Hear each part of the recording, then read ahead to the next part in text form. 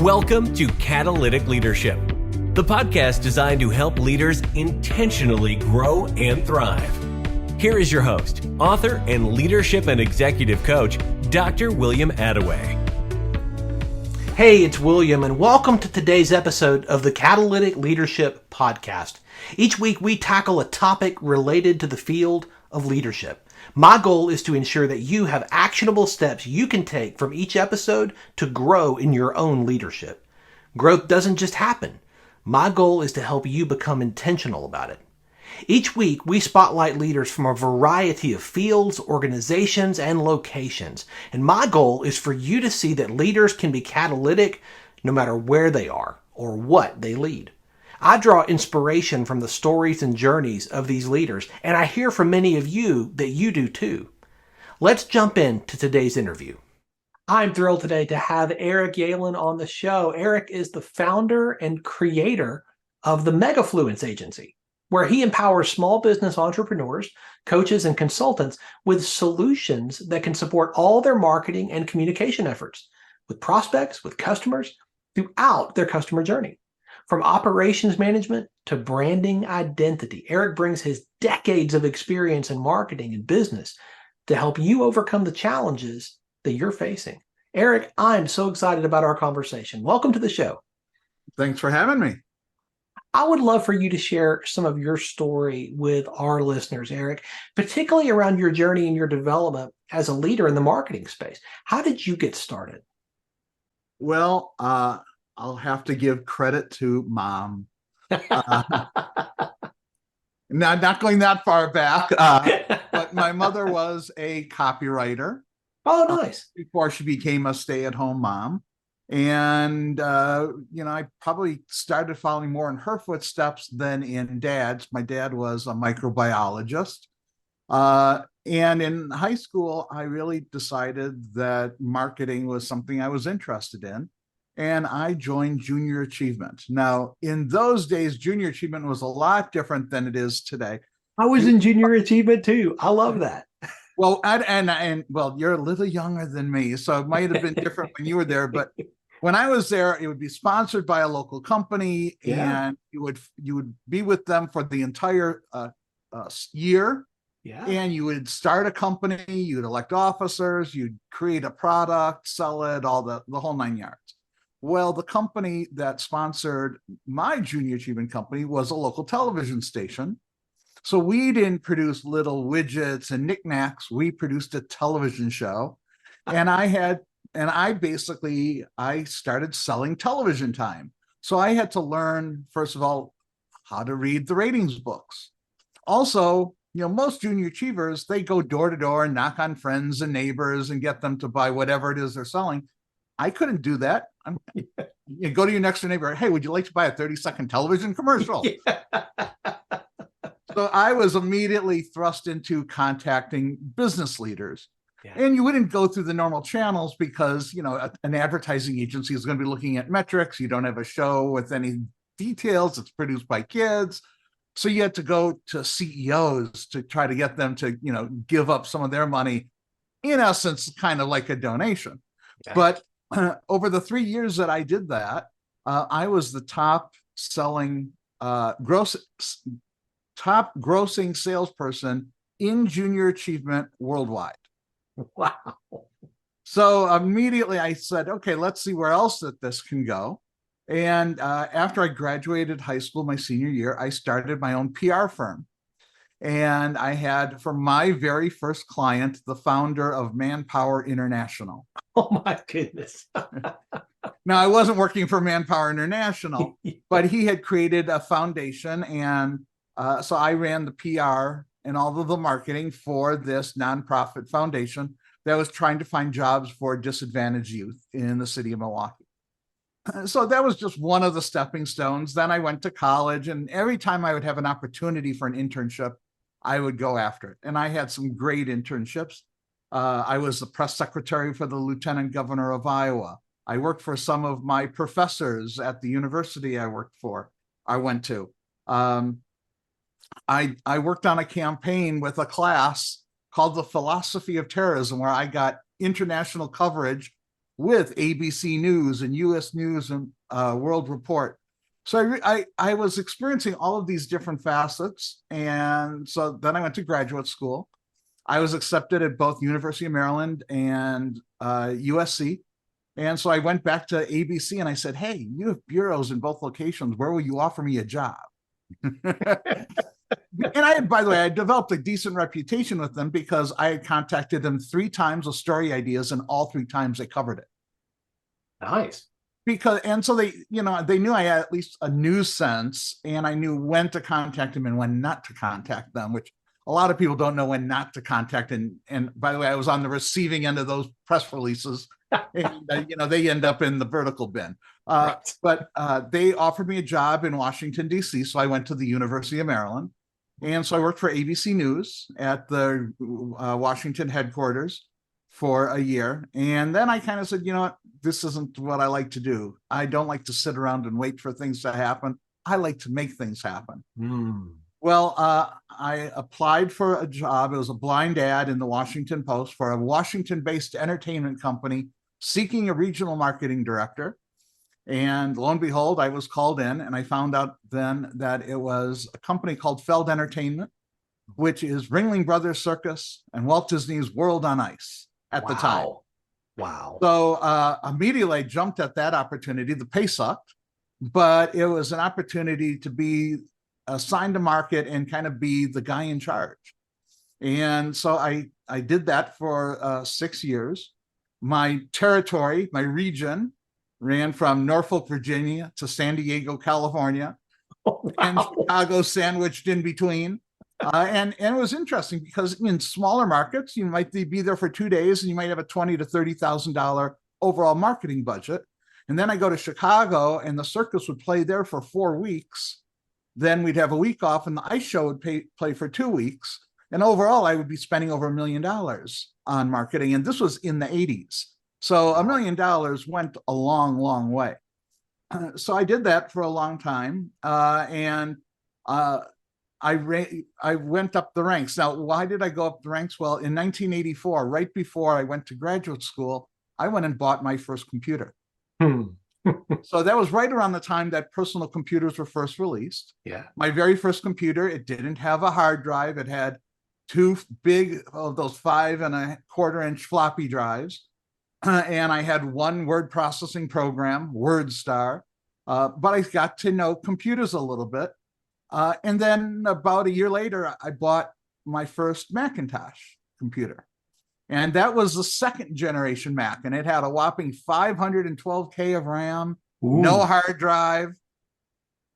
But I lugged that computer. And I bought other computers along the way, but I lugged that computer around with me while I was with Ringling Brothers. And the interesting thing was, of 40 regional marketing directors, I was the only one that was computerized.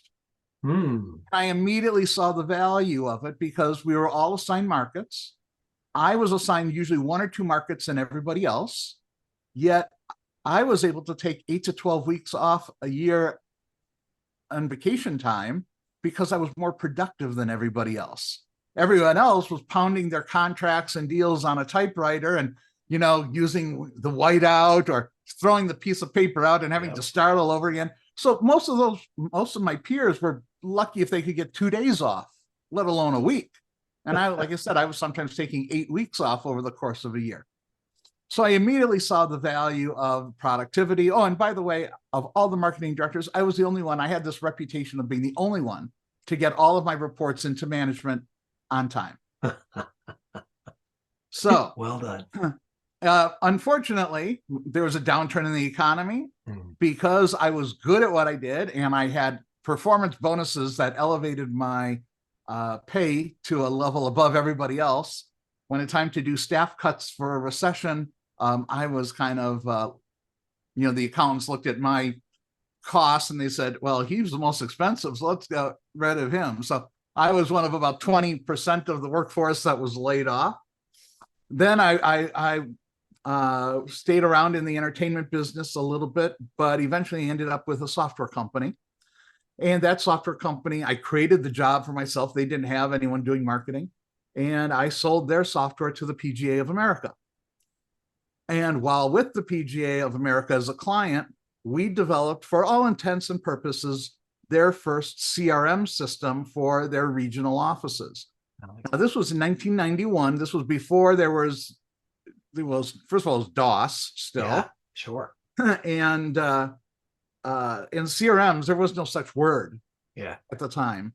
So it was a database to manage all of their members. And the PGA of America is the world's largest professional sports organization. So did that for a few years. Then I went and started my own software company, and we created the first Windows-based club management system or member management system. And we primarily were in the health and fitness marketplace. So upscale fitness clubs, hospital-based fitness centers, which are very popular east of the Mississippi, and corporate fitness centers. And on the corporate fitness centers, my clients included Goldman Sachs, Deloitte Touche, Honda, Toyota, Lucent Technologies. So we really made a foray into that because, again, we were the first Windows-based system at the time. Did that until 2003. And quite frankly, I just was done with computers. I was done with computer users. Interestingly, when you do work with hospitals, they tend to have their support teams divided between the network people, the software people, and the hardware people. And when something goes wrong, it's their fault. Right. So I decided to stop traveling as much. I sold my interest in the company and went to work in golf for a small nonprofit golf association. Still couldn't escape computers, but interestingly, the way that they were running their business is a way that I still find businesses to this day sometimes running. And that is, they have all of their little data silos, and everybody is working off of spreadsheets. Yeah. And nothing more than that. Yeah. Well, so one of the things I did at the Golf Association is I created their first peer-to-peer database. So we eliminated the spreadsheets. But then, this was when the idea of customer relationship management systems was first coming about. And I tried to sell my boss on getting a CRM, but I'm dealing with a small nonprofit where my annual budget to do everything, including building their websites, was maybe $5,000. Ooh. Oh, wow. So I couldn't get in that direction. So I worked networking, and I found some evangelists on my behalf at the United States Golf Association, and they decided to fund a national project for all state and regional golf associations to get into the CRM world. Nice. So I introduced, this was one of the board members at the time said it was probably the second biggest and best initiative the USGA had ever done in the 100+ year history of the organization. Wow. So did that for a while. Eventually I ended up as the CEO of the Southern Nevada Golf Association. But in 2014, I got stage 3C colorectal cancer. I was diagnosed with that. Had to go through, chemo, radiation, surgery, was bedridden for 8 months. So I actually stopped working completely in 2014. By the way, my health issues continued. I ended up in a coma from sepsis. I got stage 4 kidney disease. Had all sorts of other things. Don't need to go into all that. But basically, I wasn't working for a variety of reasons. Like with the pain medications, I wasn't mentally or physically able to work. Finally, I had a new pain treatment. And in 2021, I was physically and mentally able to come back. And now I said, okay, I need to do something because sitting around doing nothing doesn't fit with my personality. I was very, very depressed. I needed to do something and had to figure out what to do. And so that's when I was looking at what was out there. And originally, I was dabbling in a variety of different things. I couldn't go and get a job because of my health issues. So I had to do something entrepreneurial again. And eventually I got my very first opportunity was I reconnected with a guy who was one of the top affiliate marketers in the world, in the top 1%. He had a company that he had formed a partnership with a guy named Perry Belcher. Perry is known as the godfather of digital marketing. He's the co-founder of digitalmarketer.com, the co-founder of the Traffic and Conversion Summit. brilliant at everything he's done. And he's been in digital marketing since 1995. And I said, hey, I got to take this opportunity. So I basically did a consulting gig helping them develop software for about 8 months. Eventually, again, that was something that wasn't the direction I technically wanted to go. It was, a support Q&A development position. And again, I was in all of these communities of speakers and listening to gurus about how to do this and that, because obviously when I left marketing in 2014 to 2021, the landscape of how you do things changed completely. So I had to go through a long process of learning things myself. And along the way, I saw that, again, a lot of these businesses, they were still running off of spreadsheets. They didn't take advantage of all of these things that were out there, and they needed to be able to do more with computers because the digital marketing landscape had changed. Mm-hmm. And so when I looked at it and saw how a lot of these businesses were running, that's when I came up with my concept called the Megafluence method. And Megafluence is a mashup of mega, which of course most people think is big. I actually take it a step further, where I'm looking into the future of technology because it's changing so rapidly.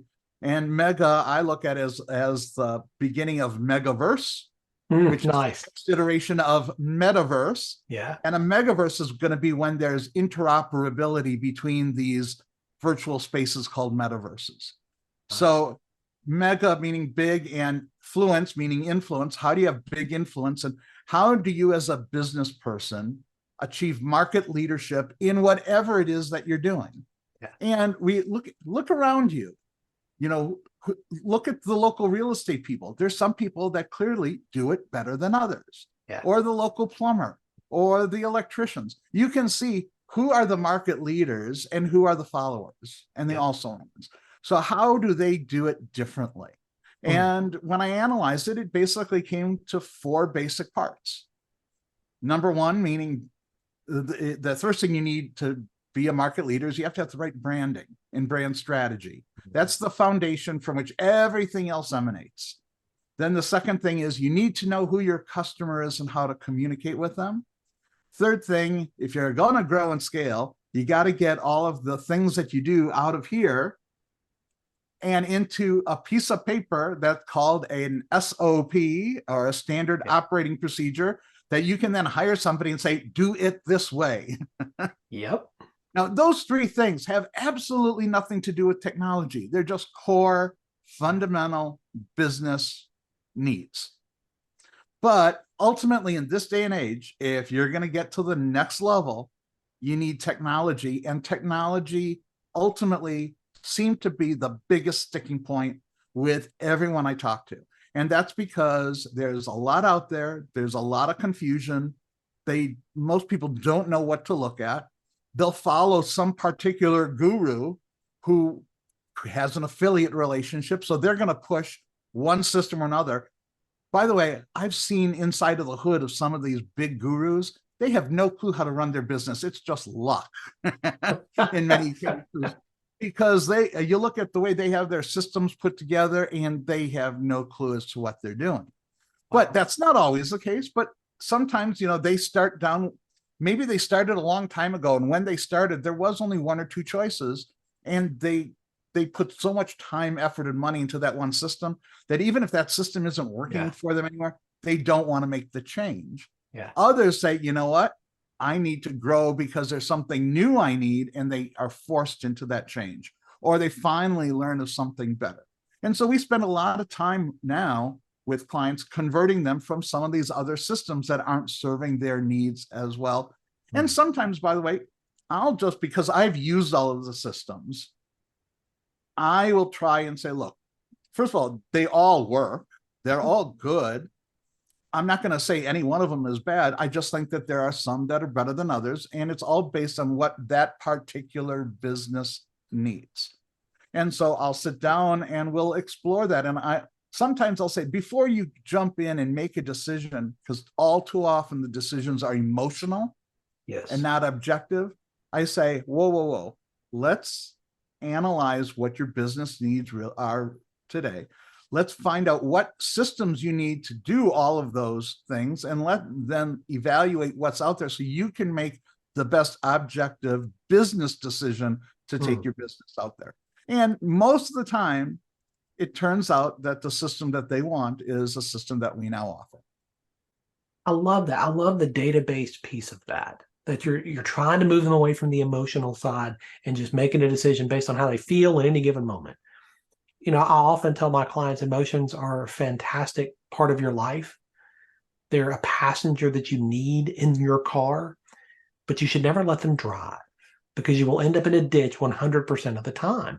And But sales Yeah. is 80% emotional, right, 20% logical. Right. And so that's why all of the messaging you get is emotional in nature. It's designed to trigger you to make an action. Yes. Now, the funny thing is, as much as I know that, my personal approach is more 80% logical, 20% emotional. Mine too. Yeah, exactly. So oftentimes, then both you and I are the yin to their yang. That's right. We provide the balance. Yeah, exactly. That's right.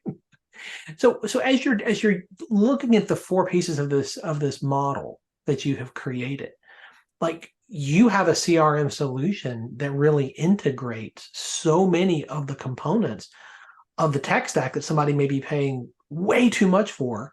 This is a all-in-one solution that can help people to bring it all under one piece of software, one solution. Exactly. So, what is the typical tech stack that most people will have? Well, pretty much everyone has an online calendar today. Sure. And so guess what? A lot of people, the big ones that are out there are Calendly, Schedule Ones, Acuity, but that's a data silo. Yep. Okay. And then maybe they're doing email marketing. So they are working with some type of email autoresponder system. Maybe they're starting out early on with maybe it's a good system, Aweber, which, when you're first starting out, you can get it for free until you get to 500 people on your list. And by the way, I'll recommend that for those people, because there's a process in building your business, and I can take them when they're ready to get off of Aweber and move to something bigger and better. We can certainly do that. But they'll have an autoresponder. Maybe they'll be working on MailChimp or Constant Contact or one of those systems. But when you look at the pricing of those systems, they can be very expensive, because almost all of the systems that are out there, they charge you based on the size of your list. So as your list grows, your cost goes up. But then you say, well, wait a second. I don't want to just do email marketing. I need landing pages. I need to do a sales funnel. So, so now you're getting lead pages or ClickFunnels or something like that. So that's another charge. Then they say, I heard that text message marketing is the way to go. Well, there's a lot of text systems that are out there, and a lot of them charge about $29 a month for 500 text messages. And then every text message above and beyond that is anywhere between 4 and 6 cents. Well, that can get very expensive again as the number of people that you need to text grows and grows and grows. Yeah. So there's another silo. Then you say, but I need to have my website, and I want to do surveys, so I need to have software to do surveys. Or you know what? I need to have some way to build my reputation and do reviews. So maybe they're getting some review software. Or I want to be able to automate. I want to do some things with social media marketing, so I need to have some software to help me post my social media. And then I heard that there's software that you can have people DM you and your systems can automatically respond. So what system should I buy for all of that? And so all of these things can add up, and we now have a solution that all of those things are under one roof. And if you add up all of the individual costs of all of these little pieces, I know people that'll have a database of, I had a client who had a database of 3,500 people. And she was spending, just with one of the components, they were asking her to pay over $500 a month. And then when you added all the other ones up, it was over $800 a month. Now, if your list grows, then, by the way, her list grew then to 5,000. Guess what? They wanted more money. And I'm moving her over into a system. It's costing your money, because obviously you have to take care of that cost. but ultimately her monthly cost is going to go down where she's going to be saving several $1,000s a year. She'll save maybe between $6,000 and $7,000 a year on all of her subscriptions together. Plus her text messaging costs, we only charge 0.009 cents per text message, not 4.5 cents or 5 cents. And on emails, yes, we charge for emails, they're not included, but it's based on the number on the number of emails that you're sending out. And we can do 100,000 emails for under $100. Wow. And most people, by the way, our system, we include with it about 8,000 to 9,000 emails a month, or 500 to 600 text messages a month included in the overall cost of the system. And right now we're offering that entire system for just $97. That's insane. I mean, I think a lot of people listening are going to want to go check this out and say, hey, what's the catch? Where's the other shoe going to drop here? Because well, okay, so here there's always another shoe. Always, right? By the way, there's no catch on the software because I came back to work not because I needed to. I needed to for here. Yeah. But if I wanted to, I could have just sat back and just retired. Yeah. But that's no fun. And I sincerely wanted to help people to succeed, and getting the right systems is part of it. And then I can help them with all of these other things that I've learned through the years to help them hopefully build their business. The catch is that there's no such thing as an easy button. And a lot of people say, oh, gee, I can get this system. It's going to do all of that. And they get the system and it doesn't do all of that. Why does it not do all that? Because you got to set it up. And you got to understand how to do things. And I have people who, I had a person just yesterday who wants to do an e-course. And by the way, our system hosts courses and does membership sites too. And she goes, okay, so I have this course and I've created all of these videos, but they're all stored in my Google Drive. I said, okay, well, first you need to download them to your computer.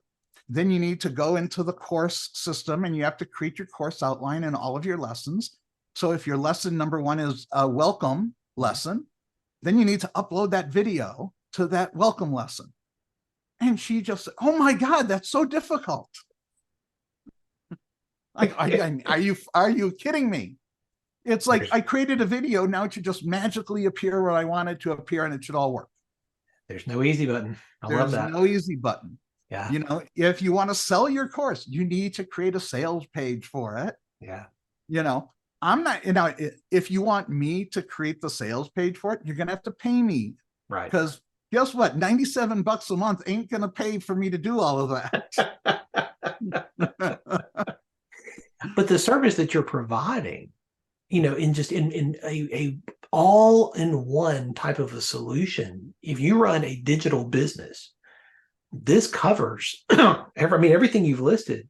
This is pretty inclusive. I can't think of anything that's not included in this. It's like you thought, hey, what's the thing I would like to have if I were starting a digital business today? And then you created it.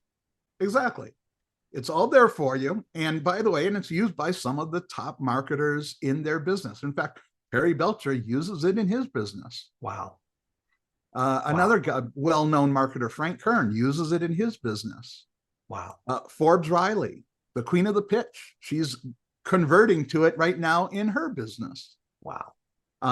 So yeah, we see that an awful lot. But being the Megafluence Agency, what I also find with these marketers, people who want to start a business, is they don't know even who to contact and who to get to help them. Yeah. So what we do is we create a lot of joint venture relationships with specialists. So if you need to do paid Facebook ads, paid Google ads, we can send you to somebody. If you need somebody to build a website, we can do that. If you need VAs who are experienced in using the software to help you build automations and different things, we have VAs already put out there that can help you that aren't necessarily that expensive. Yeah. Typically I can get you a VA that's going to be between 10 and $15 an hour, who is going to be experienced with using computers. That's important. So And then depending on different areas, we can obviously, there's some VAs we can get you that are even less expensive. Sure. Sometimes one of the things we find is there's a lot of people who don't understand all of the rules of the road. So I do a lot of writing on, regulatory compliance, because there's all sorts of hoops that you have to jump through when you're sending bulk emails. There's all sorts of hoops you need to jump through when you're doing text message marketing. In fact, the laws just changed. And it's a whole new set of rules that are going into effect as of July 1st with all of the major carriers in the United States regarding text message marketing. So we help people jump through those hoops. Or, everyone knows that at the bottom of a web page, you need to have things like terms and conditions, cookies, notices, privacy policies. The vast majority of people don't put in the time and effort to do those right. This is an area of branding that I actually look into, because that's called risk management. Frank Kern didn't have the right policies in place, and the Federal Trade Commission went after him and fined him $15 million. If you make a violation of the rules with the European Union, the penalties with the GDPR rules is up to 4% of your gross revenues. So sometimes you can't just go and look at somebody else's website and copy and paste their policy. It may not be applicable to you. So we provide low-cost solutions for that. Or how about you want to protect your intellectual property, so you need copyrights and trademarks. How do you easily go and do that?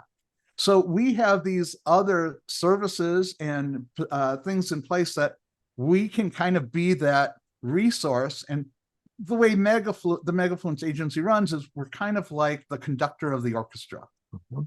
Yep. So we're kind of behind the scenes helping you direct that traffic so that you don't necessarily have to go and find all of those pieces for yourself. I love the way you're describing this, Eric, because, for business owners, people get into business because they're good at delivering a product or a service. And then they get into it and they have to start hiring people for fulfillment. And then they have to start dealing with, we've got to set up this tech stack. We've got to code this right. We've got to make sure we're thinking regulatory. Oh my goodness, risk management. Nobody's good at all of this.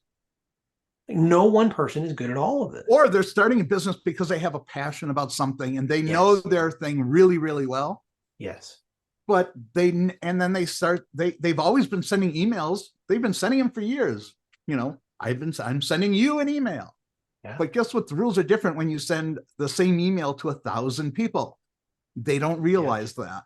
Somebody's got to tell them that. Or again, I can't tell you how many businesses, well-established businesses, don't have the right policies in place. So sometimes I'm going to their existing stuff and I'm like, do you know this?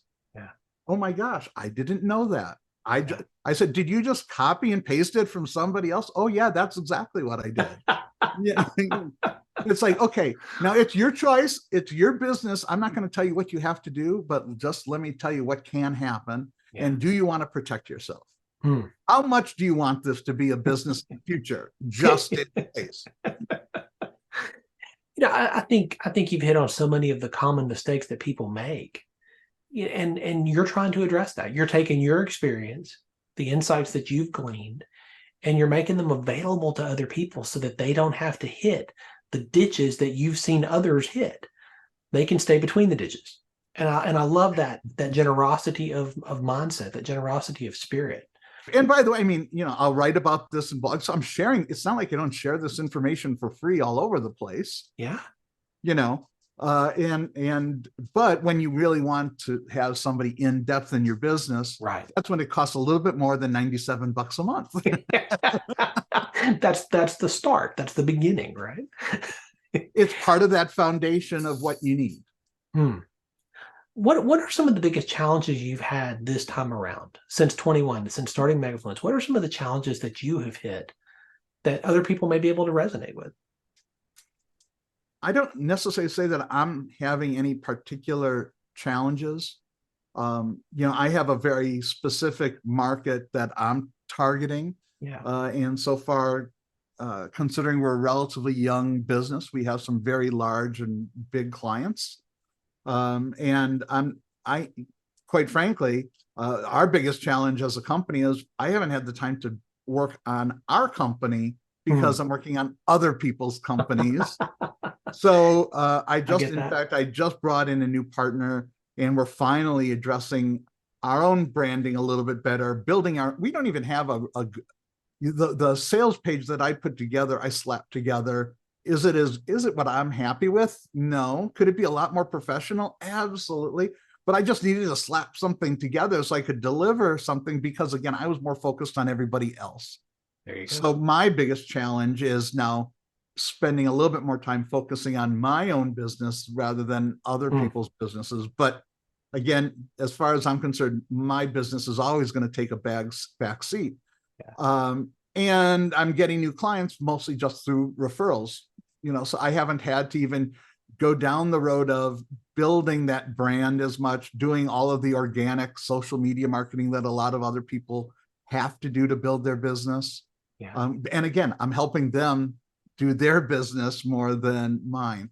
So these are my personal challenges in my business are the same that everyone else is, in that I need to do those things. Yeah. I'm fortunate in that I have the client base that I don't have to rush into it, because there's more than enough referrals. I don't even have to get into paid advertising. Other businesses, depending on the nature of their business, they do have to get into that. Sure. So, but I think the biggest challenge, one of them is, I think that there are too many people who have this desire to get into business, or they're not happy where they presently are. They want to escape the corporate 9 to 5. But again, they expect the easy button. Yeah. And they want to replace whatever income that they're getting from their employer. And they want to be able to magically, snap their fingers and get that income replaced overnight. Yeah. It doesn't work that way most of the time. Now, there's always going to be stories out there of somebody who literally came up with something. And by the way, we're bombarded with these messages all the time. I have the magic formula. I'll show you how this entrepreneur made $100,000 in just 2 months. Right. By the way, the vast majority of people putting out those messages didn't even make $1,000. It's just a sales tactic, because they're feeding on your emotions. And I know that, I come across this all the time. People have spent tens of thousands of dollars, and they're still in the same hole that they were in when they started. Or they buy a bunch of courses, and by the way, I'm guilty of this too, so I'm not putting anybody down. We buy courses and then we never open them. So good. Or so true. I tend to find that entrepreneurs in general tend to, whether diagnosed or not, suffer from ADHD. Which, by the way, that usually means that their mind is constantly racing, and they suffer from shiny object syndrome. Yes. So, and by the way, I'm guilty of that too. Okay. Yeah. So, and I have a couple clients. They keep coming up with ideas, and I see it in myself.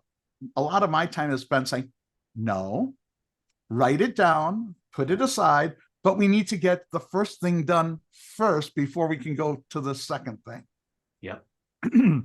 Exactly. One of the groups that I work with, he has a good philosophy, is that, and I'm probably going to get it wrong. He has it as every entrepreneur should do the 3-2-1 approach. And it's something like 3 mentors, 2 coaches, and a mastermind. And by the way, the ways that I might get that wrong, it might be 3 coaches, 2 mentors, and a mastermind. I know it's only one mastermind. But literally, even the biggest names out there, they have mentors and coaches. Yeah. Tony Robbins has mentors and coaches. Absolutely. Okay. So if it's good enough for Tony Robbins, who everyone would say is at the top of his game, isn't it good enough for you and me? Absolutely. This is why I will often say every leader needs a coach. They need somebody who can see what they can't see. You can't see the whole picture when you're in the frame. You just can't, right? That's very true. Yep. You can't see your own blind spots. That's why they're called blind spots. But someone outside of you can, looking in, and can help guide you and ask you the right questions so that you can identify and then deal with those blind spots so that they don't hamper you or hinder your growth. Exactly. And another example, you could be the best writer in the world, but even the best writers in the world make spelling errors and grammatical errors. That's right. Why they hire editors. That's right. And an editor is nothing more than a coach. That's exactly right. Eric, I'm curious, what is, if people walk away from this episode with one thing out of everything we've talked about, and we've covered a lot, if they walk away with one thing, what do you want that one thing to be? First is, if you're going to become an entrepreneur, obviously make sure you know what you're going to focus on. So focus is important. Yeah. And understand your why. Have a story to tell, because stories sell better than anything else. Yes. Doesn't necessarily have to be your story. Yeah. But you need to have some kind of story. Yeah. And again, create that right foundation. Building a business is like building a house. Okay. You can't create the roof. You can't put up the walls until you have the right foundation in place. Good. So think of how you would build a house, build it one brick at a time. And now I'll go back to my roots as working with the circus. Building a business is like eating an elephant. And how do you eat an elephant? One bite at a time. I know people are going to want to stay connected with you and continue to learn from you, Eric. What's the best way for people to do that? Well, people can certainly find me on LinkedIn. And it's Yaillen is where you can find me on LinkedIn. You can find me on some of the other social channels. But probably the best way is to just book a time with me on my calendar. And you would just go to www.megafluence.net/Eric. I'll make sure to have those links in the show notes. Very Eric, good. I'm so grateful for your generosity today and sharing so much from your own journey, and also the ways that you're helping people in their journey today and being so open-handed in that. Thank you for this. Well, I appreciate the opportunity. And again, my why is basically that I just want to help businesses, people who want to succeed in business, succeed. Thanks for joining me for this episode today. As we wrap up, I'd love for you to do two things. First, subscribe to this podcast so you don't miss an episode. And if you find value here, I'd love it if you would rate it and review it. That really does make a difference in helping other people to discover this podcast. Second, if you don't have a copy of my newest book, Catalytic Leadership, I'd love to put a copy in your hands. If you go to catalyticleadershipbook.com, you can get a copy for free. Just pay the shipping so I can get it to you, and we'll get one right out. My goal is to put this into the hands of as many leaders as possible. This book captures principles that I've learned in 20 plus years of coaching leaders in the entrepreneurial space, in business, government, nonprofits, education, and the local church. You can also connect with me on LinkedIn to keep up with what I'm currently learning and thinking about. And if you're ready to take a next step with a coach to help you intentionally grow and thrive as a leader, I'd be honored to help you. Just go to catalyticleadership.net to book a call with me. Stay tuned for our next episode next week. Until then, as always, leaders, choose to be catalytic. Thanks for listening to Catalytic Leadership with Dr. William Attaway. Be sure to subscribe wherever you listen to podcasts so you don't miss the next episode. Want more? Go to catalyticleadership.net.